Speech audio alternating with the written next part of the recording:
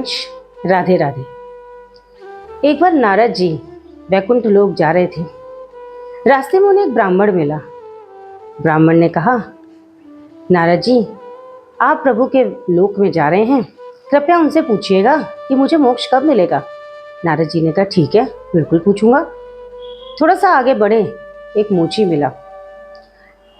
मोची ने भी कहा, नारद जी, आप धन्य हैं, आपको प्रभु के लोक में जब चाहे जा सकते हैं, आपको आने जाने की परमिशन है। कृपया एक मेरा प्रश्न पूछिएगा कि मुझे मोक्ष कब मिलेगा। नारद जी गए, प्रभु के दर्शन किए, चरणों का सेवन किया। इसके बाद नारद जी जब चलने लगे तो पूछा, प्रभु, मुझसे आज एक ब्राह्मण और एक मोची ने पूछा कि मुझे मोक्ष कब मिलेगा। प्रभु ने कहा, ब्राह्मण को तो अभी अनंत जन्मों तक भटकना पड़ेगा, पर मोची को मोक्ष इसी जन्म में मिल जाएगा। नारद जी ने कहा, ये कैसे संभव है प्रभु? ब्राह्मण, ये तो आपका मुख है, इनको तो भगवत प्राप्ति का अधिकार है।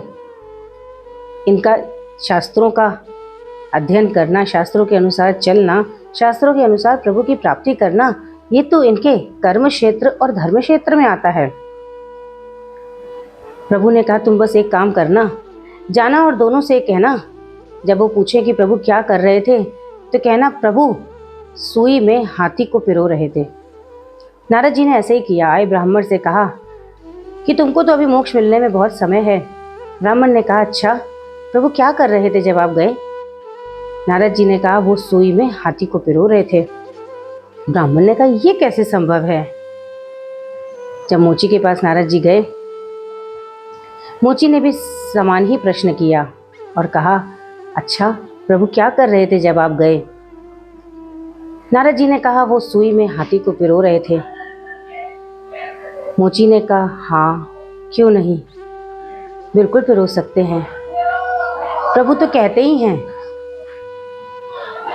बीजम माम सर्वभूतानाम, मैं ही सृष्टि का मूल स्रोत हूँ, मैं ही सब जीवों का बीज हूँ, सारी सृष्टि का बीज मैं ही हूँ।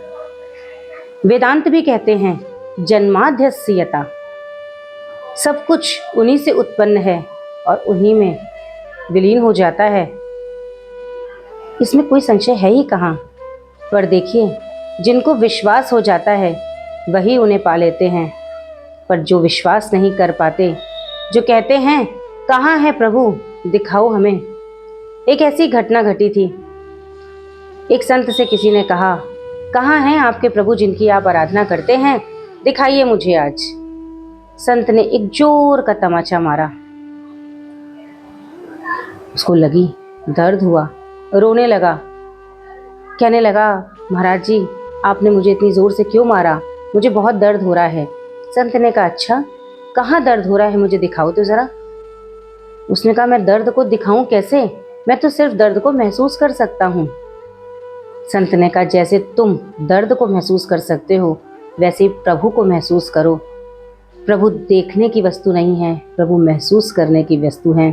प्रभु को बस माना जा सकता है।